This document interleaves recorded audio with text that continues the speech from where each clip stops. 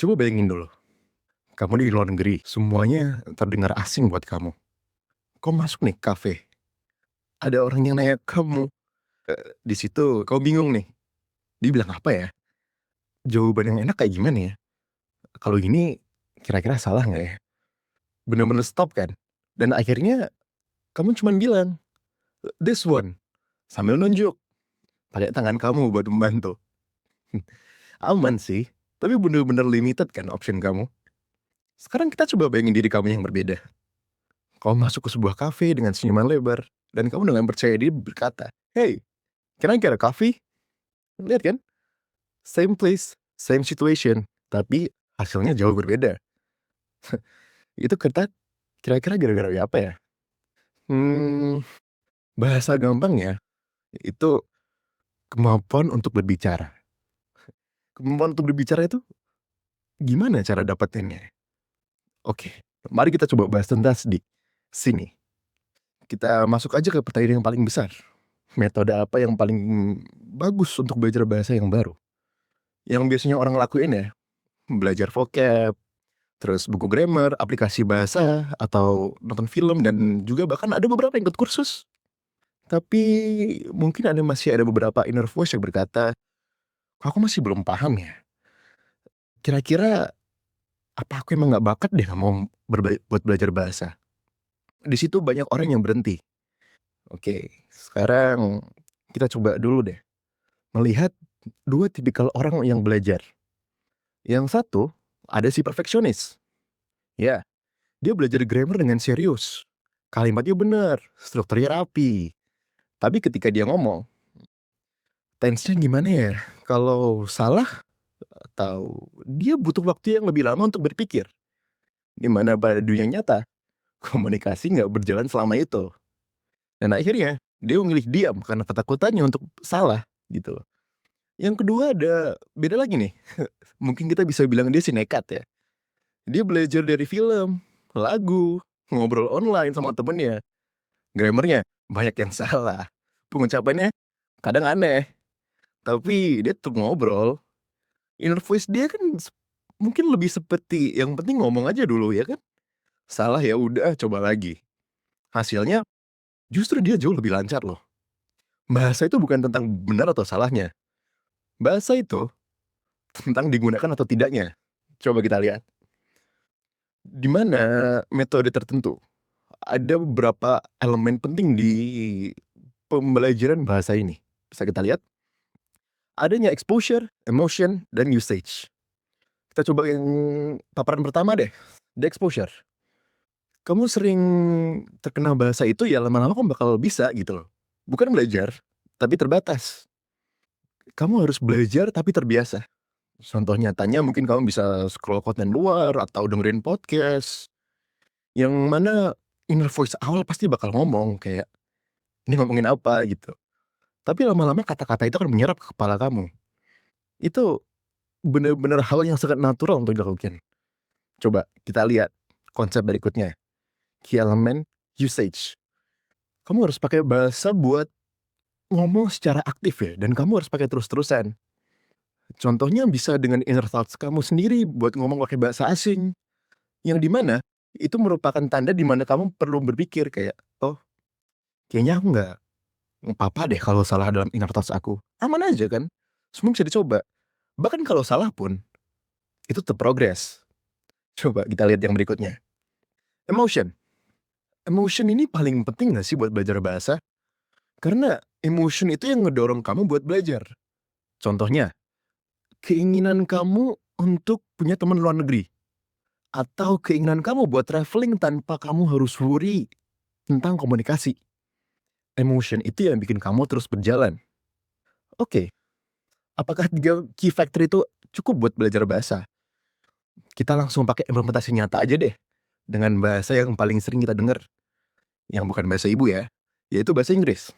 I can talk Arabic, Russian, English, a lot of language. He talk only one language. I don't understand his language. You know, he talk about we fight with English Empire. If you fight with English Empire, why you talk English language? Ireland they have own his language, Ireland language. They have, but he talk in English, and I don't understand his English. Like even my English, I know my English is not very good. Like my English is very like crazy little bit, but everybody understand my English. But his English, like in press conference, like 50-60% I understand what you're talking about, but mostly no. If you love your country, you have to speak with your language. If you just show up, if you wanna show up, oh I am Ireland, he take flag with him, but you don't talk with your language, you know. Pertamanya semua orang pasti enjoy dong. Aku mau nonton YouTube, mau nonton film, mau nonton podcast. Tapi kita kasih twist yang agak berbeda di sini. Coba deh kamu matiin subtitlenya. Kalau kamu matiin subtitlenya mungkin pertama-tama kamu bakal nggak ngerti apapun, yang dimana mungkin itu resah buat kamu. Tapi kamu harus ngeliatin itu. Coba kalau misalnya udah kita jalanin, kita lanjut ke hari berikutnya, kamu bisa menangkap beberapa kata secara alami. Oh, kemarin aku dengar kata-kata ini. Oh, aku tahu kata ini. Next step kamu adalah untuk berbicara. Dalam day 30, kita bisa lihat, kamu mulai bicara seperti today I will. Itu bahasa yang simpel, mudah, dan digunakan untuk belajar awal sehari-hari. Itu kan bahasa Inggris ya. Kalau bahasa lain gimana? Kan ada juga yang berbeda. Oke, kita cari dengan bahasa Jepang. Bahasa yang berbeda, budaya yang berbeda, intonasi yang berbeda, bahkan alfabet yang berbeda. Pasti bakal asing banget. Coba kita bayangin. Ada seseorang yang suka nonton anime. Dia mulai ngomong bahasa Jepang untuk meniru karakter kesukaannya.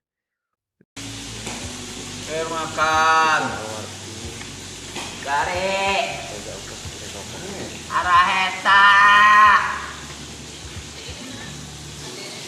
Gari. Gari.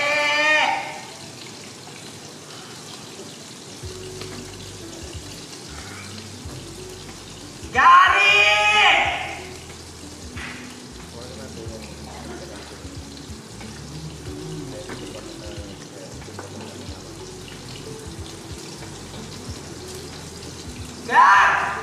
Dia nggak akan tahu itu artinya apa.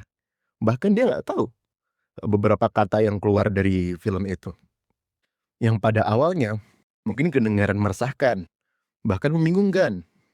Tapi lama-kelamaan bahasa itu bakal nempel. Entah satu kalimat, entah dua kalimat. Semuanya akan berjalan secara alami, bahkan dengan bahasa yang sangat asing. Bahasa Jepang masih sering kedengeran kan? Kita coba ganti bahasa lain deh. Kita ganti bahasa yang berikutnya. Untuk bahasa Turki, lebih jarang orang yang ngomong. Maka lebih susah juga gak sih buat latihan? Nggak ada teman ngobrolnya. Mungkin kita bisa mulai dari langkah paling kecil. Seperti tadi, harus ada interest dulu. Hookingan kamu kali ini adalah drama Turki yang sering kamu tonton. Kamu melihat seorang lelaki berbicara pada seorang perempuan. Dan seni seviyorum. Kamu tahu dengan jelas dari ekspresi, intonasi, dan bahasa tubuhnya. Kalau dia berusaha mengatakan, aku mencintaimu. Lihat, lama-kelamaan bahasa itu akan menyerap. Patternnya sama, dan untuk bahasa sendiri, kamu harus mulai sebelum kamu siap. Karena pada kenyataannya kamu gak akan pernah siap. Kamu harus memakainya tanpa rasa takut. Kuncinya di sini adalah konsistensi untuk kamu mulai berbicara. Pada akhirnya, bisa kita lihat sendiri, bahasa bukan tentang kata-kata, tapi tentang kebiasaan. Pada dasarnya, kita kembalikan lagi ke pertanyaan awal. Pertanyaannya mungkin belum terjawab. Metode apa terus? Bukan dengan metode tertentu, seperti contohnya bahasa Inggris dengan metode A, bahasa Jepang dengan metode B, atau bahasa Turki dengan metode C. Tidak. Semuanya memiliki pola yang sama secara garis kasar, yaitu interest untuk belajar, hook untuk belajar, keberanian untuk memulai, Mungkin kamu akan di-judge oleh orang pada pertama kalinya. Tapi, apa yang akan mereka judge saat kamu sudah bisa berbicara dengan lancar? Kita kembali lagi ke kafe awal tadi. Di kafe itu, kamu sudah berani untuk memakai kalimat yang baru. Kamu bisa lebih fleksibel untuk menerima pesananmu. Hi, can I get a coffee? Can you make it a large, please? Oh yeah. And can I pay with cash?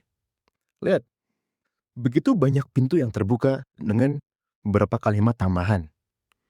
Pada akhirnya, bahasa adalah opportunities yang kamu ambil.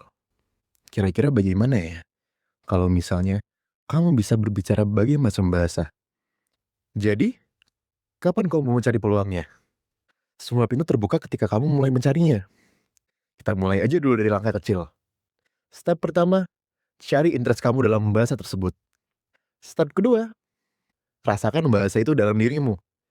Biasakan otakmu untuk mendengar bahasa tersebut. Yang ketiga, pastinya, mulailah berbicara.